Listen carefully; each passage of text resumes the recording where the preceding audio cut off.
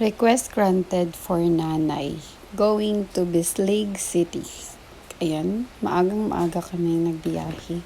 Natulog na yung isa. At sa nanay, ang ganda pa rin. Buyag. And then, it's already 4:37. Nag-ready na yung bus para umalis na kami. And then, wala pang naman yung bus. At dito ako na-amaze kasi meron silang prayer before mag-alis yung bus. It's my first time na sumakay ako ng bus na meron silang prayer for our travel. At masaya ako. So, Isaya, nagalit na siya kasi video ako ng video. So, okay lang. And then, ayun. Sana ganito lahat ng bus. Tsaka yun na, umalis na kami 4:47 morning. And then, ayan na, tumaan na kami sa bridge na Makapagal Bridge. And then, picture with nanay. Nasa bandang Bayugan City na kami at tsaka medyo gutom na. Tsaka kumain kami nung special binangkal dala nung asawa ng kapatid ko. Ayan, para hindi na masyadong magutom. And then, nag-iintay ng sasakay ng bus. Tapos, after that, minsan naiinip ako kasi nahihilo talaga ako pag biyahe. Yun yung simbahan ng Bayugan City na gusto ko laging makita. Kasi ang laki niya, tapos nasa highway lang siya. Then, meron din fogs. Wow. Pero maganda naman yung biyahe namin. Sobrang pagod ko na. Nakaupo lang naman ako. At andyan na si Haring Araw. Ang laki-laki niya. Pero eclipse nung panahon yan sa Amerika. It's April 8. And then, ito yung lagi kong dinadaanan. Akala ko San Francisco na. Pero, Prosperidad pa pala. Kasi maganda yung view niya. Tsaka yung napakalaking parang dome tsaka plaza nila. At finally, dumating na kami sa San Francisco. Ito yung center kung saan yung pa-right side papunta Davao City. Tapos yung pa-left side naman is papunta na ng Mangagoy, Bislig City. Mag-stop over kami dyan at tsaka dyan din kami kakain. Hindi na ako nakapag-video sa pagkain namin kasi sobrang antok tsaka nahilo at nasusuka na ako. Ganun talaga ako lagi pag nagbibiyahe. After that, ayan, dumating na kami sa Hinatuan. Before the Hinatuan, dadaan ka muna ng Barobo tsaka ng Tagbina.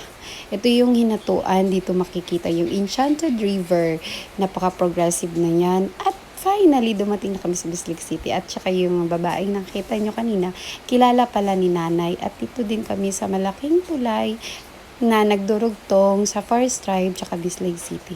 After that, pumunta na kami ng simbahan. Yun yung first stop namin. Dito lagi kaming nagsisimba noon kasi nasa likod lang yung bahay namin. Walking distance lang. Before, nung dito pa kami nakatira. Super saya namin na makarating dito. Lalong-lalo na si nanay kasi 4 years na din kaming hindi nakauwi dito since namatay si tatay. At saka, ayun, it's very happy. At yan, at nag-pray muna kami. At nag-picture taking. Iba talaga pag nakapunta ka sa lugar kung saan ka pinanganak. At hindi makakaligtaan ni nanay na pasyalan yung kapatid niya. Malapit lang yan sa simbahan din. Sa baba lang mas banda. Kasi ang tagal-tagal na din nilang hindi nakikita. At saka ito, yung favorite ko na custard cake na laging binibili ni tatay for me nung maliit pa lang ako galing sweldo.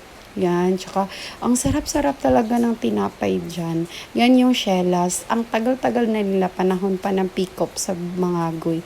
Tsaka super masarap talaga yung bread nila. Kung ano yun noon, ganun pa rin hanggang ngayon.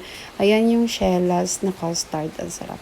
Tsaka papunta na kami, dadali namin yung cake, pasalubong dun sa asawa ng kapatid ni nanay. Kasi wala na din yung kapatid niya, namatay na din.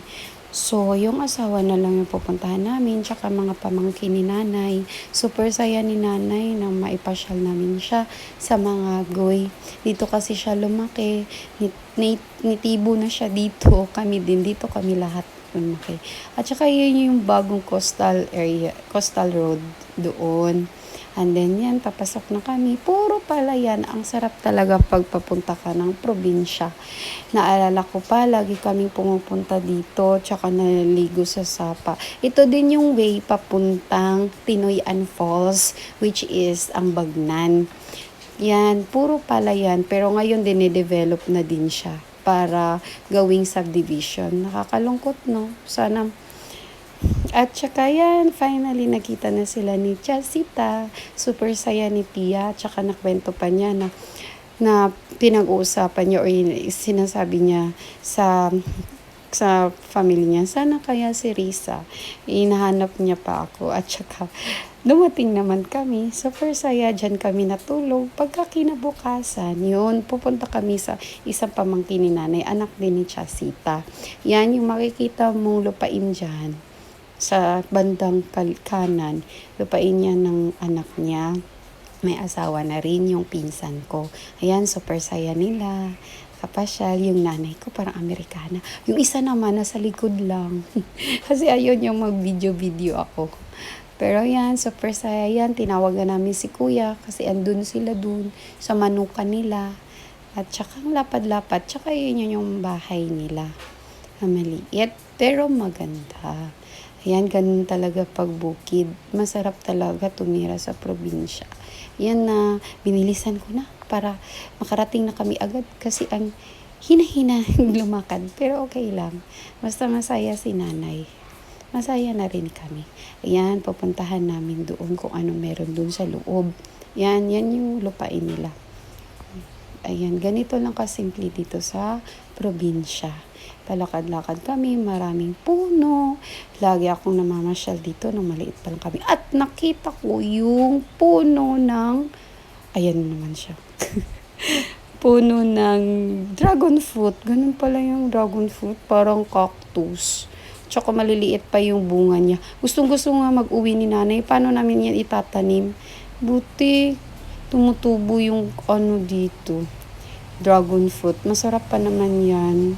Parang bayabas na watermelon. Basta masarap. Tsaka nakakapapaba daw yan ng sugar.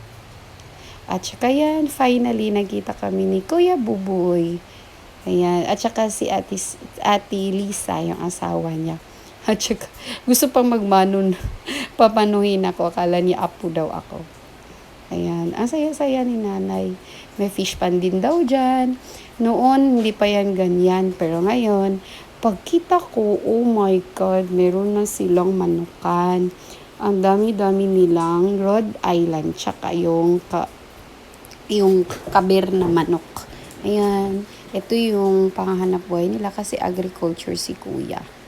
Kaya mahilig siya sa farming.